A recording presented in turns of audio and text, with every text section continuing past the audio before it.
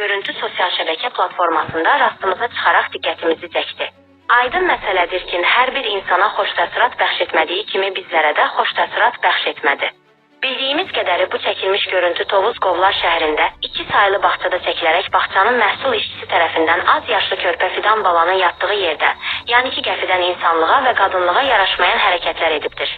Aydın məsələdir ki, nəinki sözü gedən bağçada, hər bir bağçalarda bu kimi dırnaqarası insanların və qadınların işləməsi məqsədə uyğun deyil.